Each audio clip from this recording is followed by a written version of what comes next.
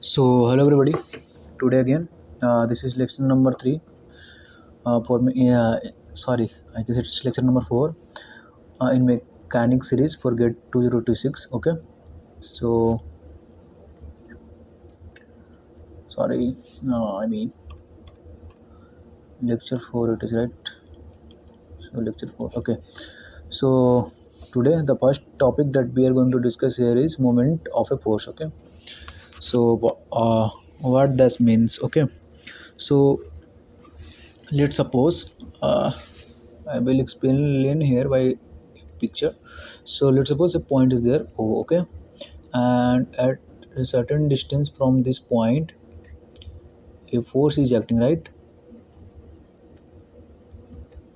Let's suppose the force is acting as P and the distance of this force from this point is R, I mean perpendicular distance. Okay, you will always have to take perpendicular distances. Okay, and now some forces are acting uh, from point O with certain perpendicular distance, that is R. Okay, so we will define a momentum here, I mean moment here for a force as P cross R. Okay, I mean force is the vector quantity, right, and R, this distance is also vector quantity, right? So we are taking as a cross product of both the force and the radius, and the quantity which we will get after doing the cross product is known as moment. Okay, this is moment. So this is the moment of a force, okay, about a point O. So there are certain things that you have to keep in your mind while calculating moment. First thing that you need a force, right, and the force must having some perpendicular distance from the point, and you need a point for sure. Okay, so if you want to define a moment by a force, you have to define through a point. Like you want to say that there is some moment applied by force at point A, O. Okay, so mean point P is applying moment to the point O. Okay, so if any point, let's suppose it's not, or some other point is like Q. Okay, so it will having some other perpendicular distance, right? Let's suppose call it D. So the moment here come will we will write it as moment about O. Okay, so moment about D, it's also vector quantity because it is giving it is coming after cross product of two vector quantity. Okay, so the product will always be a vector quantity. Okay, so this is the moment about the point D. So that means point is also important. Okay, I mean here point Q, sorry. So I mean point is also important, the perpendicular distance vary as according to the point. Okay, so now as I told you, like moment is also vector quantity, right? Moment is vector quantity, so that means we can calculate the magnitude by this. Okay, but since it is a vector quantity, it must having some direction over there. Okay, so how we will calculate the direction? Okay, so this is the wrong way that I have written. You have to write always as a moment equal to R cross P. Okay, R cross P. Okay, so how do we calculate the direction of this moment? Okay, so this is the vector R, okay, and this is vector P. So now if you rotate your right hand from this to this according to the finger, you will get the thumb in upward direction, right, in this direction,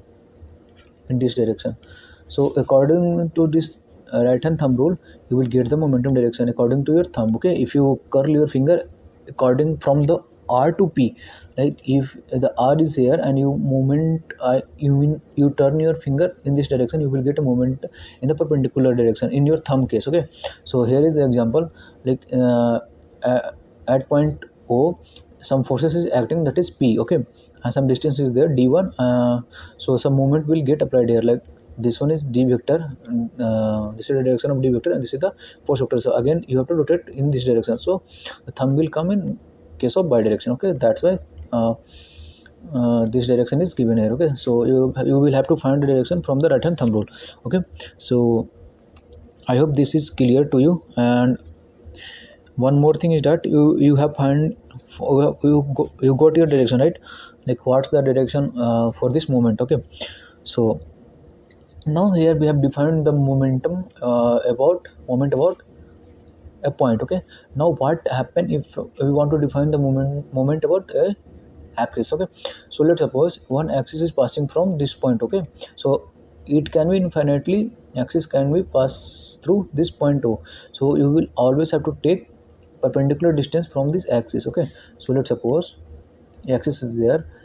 Okay, and let's say if force is acting like here. Okay, and if you want to find the moment of this force about this axis, the moment would be 0, because it will get passed through the axis. If it is passing through the axis, the moment will always be 0, because if you are going to find the moment about this point, the perpendicular distance here is 0, so you will get 0 moment. Okay, for sure. So that something that you have to take care about it. Okay, and one more thing, like movement is like you have said, like ki movement, the direction of the movement is in upward or downward. You can't say like that. Okay, so you have to some term would be there. Okay, so the term is given according to the direction of the clock movement. Like this one is in this direction. Okay, so this is anti-clockwise, like clock is to move in this direction. Okay, the tick tick tick tick, the dial of the clock is moving in this direction, so it's known as clockwise, and this one is anti-clockwise. Okay, this one is anti-clockwise. So we used to write like movement is acting 50 Newton meter in anti-clockwise direction. Okay, so you have to find out it is acting this direction or this direction. Okay, so that's it. So I hope all the concept of the moment of a force is clear to you. Okay, I have discussed all the small things here as well. So now our second topic is Varignon's theorem for moment. Okay, so what's Varignon's theorem of moments? Okay, so it says, see, I have written here, moment of a force about any point is equal to the sum of the moments of a component about the same point. That means, let's suppose a point is there. Okay, and some force is acting, force should not be acting over. So let's suppose a force is acting here F1, and some other force is acting F2, and some another force is acting, let's suppose, F3. So the moment due to F1 and moment due to F2, if you add both moment M1 plus M2, you will get the moment M3. Okay, so how it's possible? Okay, I will prove it here. Okay, so now are you clear about this, right?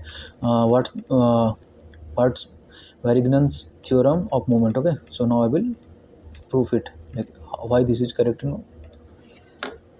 Sorry, it's not going.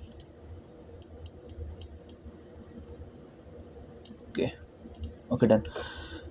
Now I will prove it. Okay, so let's suppose a point is there, that's X. Okay, and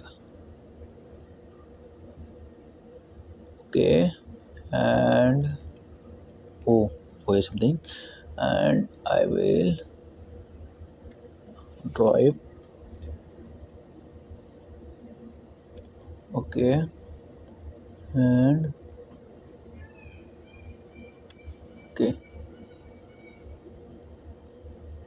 okay, so this is a parallelogram. I have drawn it wrong. My drawing is not so good, so please take care about it.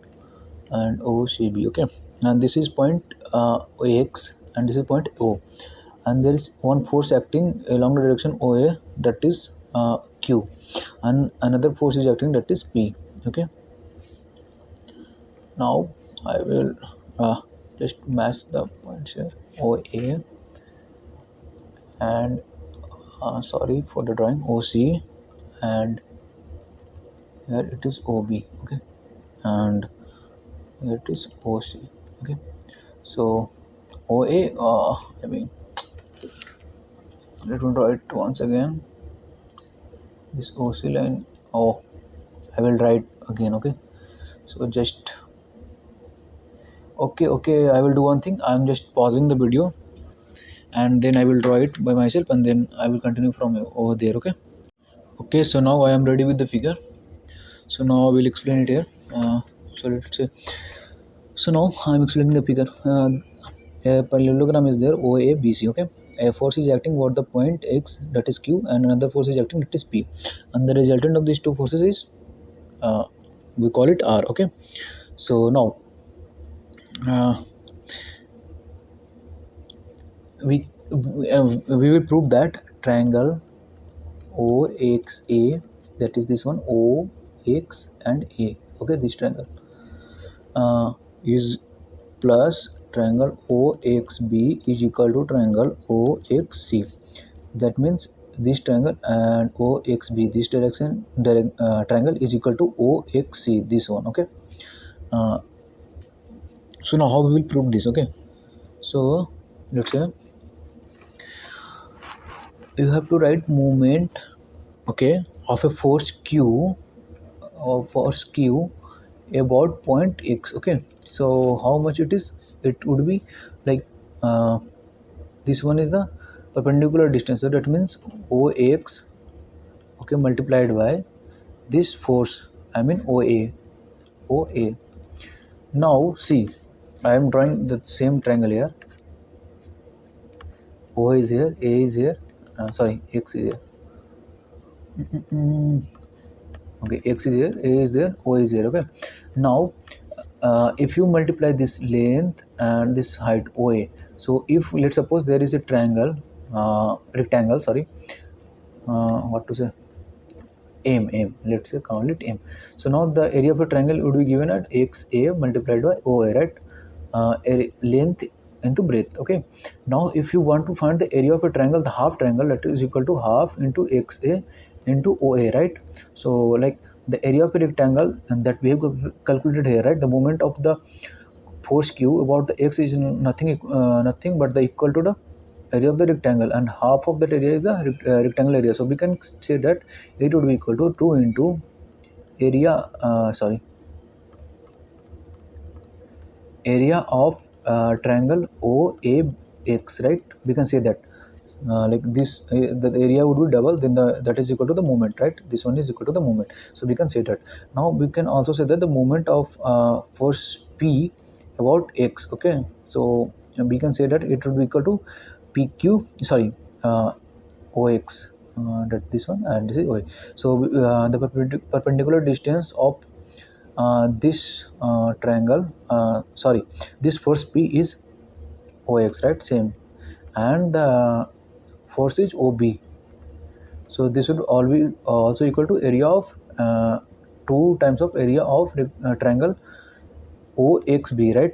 So this one OXB, this is the half of the area of the movement, okay. So we can write at area of triangle OXB. Now similarly, if we find out moment of force R about point X, okay, it would be equal to C OR. So the perpendicular distance here is same as OX, and the distance of the force is OC, right. So it is also equal to area of triangle, what do we say, OXC, right, triangle OXC. Now we know that OX plus OC, this one is that OXC. This OC can be written as,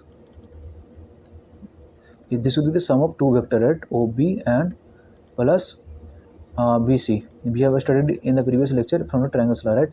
The vector OC can be written as sum of the vector OB plus OC, right. So OX into OC can be written as OB plus OC equal to area of triangle OXC, okay, and this can be written as OX into OB is equal to this one, right, area of triangle 2 times of here, sorry, here it's also 2 times of area of triangle OXB plus 2 times of area of OX, right, OAX, and it is equal to 2 of area of triangle OXC. So now if you cancel 2 times, then we will prove it. OXB here, OXX, OAX here, it is OXA. It doesn't matter, okay. And this one is OXC. So we have proved that. Now we have proved that you could have understood it mathematically, but what I want to infer from here is, see, you have first what you have calculated moment of so we can also say that from here, like this 2 point, okay, that is moment of r about x is equal to moment of q about x plus moment of p about x. Okay, so that I want to say. See, if you have seen this, the statement which I have written there, I have said same thing, like moment of any force about a point like r would be equal to the moment of two forces at about any point, like moment of force q about point x plus moment of force point p, moment of force p about a point x is equal to the sum of them will be equal to the moment of resultant forces r. Okay, that's why I have written there. Okay, so I hope this Berignan theorems of moment will be clear to you. Okay, now we jump to the couples concept. Okay, so what's mean by couples first of all? So here I've written the definition of the couple, not the actual couple. So I am talking about the physics couple. Okay, so two parallel forces having the same magnitude and acting in the opposite directions form a couple. So for example, some force is there F, another force is here F, and they are having same magnitude. That means let's suppose first we will call F1 F2. So for having to be them as a couple, they have to be same magnitude, right? And then so they should have acting in opposite directions. That means like if f1 plus f2 equal to 0, right? Because they should have equal magnitude, which means the f1 equal to f2, and they should have opposite direction. That means f1 minus f1 should be equal to f2 but in the opposite manner, right? So if you want to say that, this could be written as minus f2, and if you take it in the left hand side, it would become f1 plus f2 equal to 0. Okay, now if you want to define the movement between them, then let's suppose there is some perpendicular distance d between both of them. The moment would be defined as 2f into d. Okay, so f is the magnitude of them and d is the perpendicular distance between the two forces. Okay, now let's suppose the distance is not been perpendicular between both of them. Okay, look how we can say that, right? I've just told you, like moment is you might know that the moment of the two couples would be written as 2fd. One couple 2fd. So let me prove it. Okay, I will prove it quickly. So let's suppose a force is acting here f1, another force is acting, let's suppose f2. Okay, some point is there, say O, and the distance here is d1, and here it is d2. Okay, and this is d. Okay, so now moment of force F1 about the point O can be written as OA. This point is A, that's why I've written, so don't get confused, that's my bad. Okay, OA, that means D vector, actually D1. Okay, OA vector multiplied by F1, right? And if I will find out the moment M2, that means the force due to F2 about point O, then that is could be written as OB and minus F2. Okay, that's why I've told you here. That means if we take this direction as a positive direction, then this direction obviously would be negative direction. Okay, so this will become now if you want to take the movement sum of both the forces, that is M1 plus M2, so what you will get here is OA F1 minus F2 into OB. Okay, and since F1 and F2 are coupled, that means F1 have to be equal to F2, right? Magnitude wise, so we can write it as F as a common OA OA minus OB, and we will multiply it afterwards force. Okay, we have taken the force as a common. I can't put it force here because the cross product, the meaning would be changed, the direction would be just opposite of that. Okay, now from the triangles law we can say that OA plus OB plus OC, sorry, AB equal to 0. That means OA, sorry, this would be B, alright, in the opposite direction. I mean, it is OB equal to AB, right? Okay, so we can write OA minus OB as AB, right, and to F. Now AB is what is AB? That is the perpendicular distance between both of them. So now we have I have found that formula. Okay, 2 into F into D. So that's why I'm talking about to prove that. Okay, so now the next topic is equilibrium of a force system. Okay, so let's suppose a body is in equilibrium. Let's suppose in the question it's given that the body is in equilibrium. So from this this sentence that the body is in equilibrium, what you can infer or what you can take any calculation by this mode. Okay, so first in equilibrium means both in force and momentum equilibrium. Okay, so in force manner and in moment manner both. Okay, so in force manner it would be like delta F equal to 0. That means if you get sum of all the forces, you will get a 0, and in case of moment as well, you will get 0. Now if you have taken in a space, then you will get Fx0, Fy0 and Fz0. Okay, all should be 0 in all the directions, right? Then you will get as a equilibrium body. And in case of momentum as well, in x direction as well 0, in x y direction as well 0, and in z as well. Okay, so vector sum of all the forces of the system should be 0, and the vector sum of moment relative to any point. I mean, one more point that you should keep in the mind, like some forces would be given F1, F2, F3, and if you are taking first movement F1 from the point O, and second movement F2, I mean the second movement from the force F2 from some other point P, and some other point from for the another process you are taking movement about some other point, let's say Q, and you're taking sum of all of them and you are getting 0, and you will say that it's in equilibrium. No, it's not correct. If you want to be body if you want to make your body in equilibrium, you have to take moment of all the forces from the same point. Okay, you will calculate the moment of all the forces F1, F2 and F3 from the same point O. Okay, and then you can say that my body is in equilibrium. If you sum all of the moment that you are getting from all the forces, then you are getting 0, then you can say that the body is in equilibrium. Okay, this is the vector equation. I mean, I have seen in vector manner, and this one is equilibrium, scalar manner. Okay, this one is scalar manner. So because you have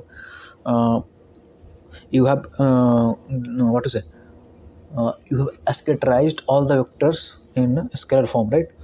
You have resolved all the vectors in a scalar form in all the rectangular coordinates, so it's in a scalar format. Okay, or just a value in x direction, y direction, z direction. Okay, now some important things that I am taking a screenshot of that: equilibrium equations for the different coplanar forces. Okay, so concurrent coplanar forces. Concurrent means some forces is acting about only a point, some force F1, some other force F2. Okay, so if you want to say that the force, let's say equilibrium force system. Okay, coplanar force system, it's not talking about the momentum. Okay, since it is coplanar and concurrent, so moment would always be 0 at this point. Okay, so what you will do is you will resolve all the forces F1, F2 in y direction and x direction, and you will sum up them all the component that you are getting in x direction, and you will sum up all the forces you are getting in y direction, and you will make it 0. Then the body is in equilibrium. Okay, we have did it in the previous programs, and we will do it, right? Okay, so don't worry, in the exercise sections you will get more clarity. Okay, concurrent for coplanar forces. Okay, for non-coplanar forces. Okay, and that means see a plane means it should have only two coordinates. Okay, x and y, but it's non-coplanar. That means third direction would also come, right, in z direction. So that's why I written here, and nothing special here. Okay, just the third equation also come. Non-concurrent planar and force system. Since the forces are non-concurrent, this means F1 is acting over this point, some P another point, so there would be some momentum would get developed. Okay, so that's why the momentum is also coming. So and in case of non-coplanar, z direction will also come. Okay, this is just as simple as that. So that's all for today's lecture. This is analysis of a system of forces in a space. That's a pretty same thing as we have discussed here. All the things will remain same. So I hope all the things are very clear to you. We are going to, use these things very frequently in our problem solving duration. Okay. So till then, keep learning and goodbye. I will see you in the next section where we will solve a lot of problems. Okay. Okay.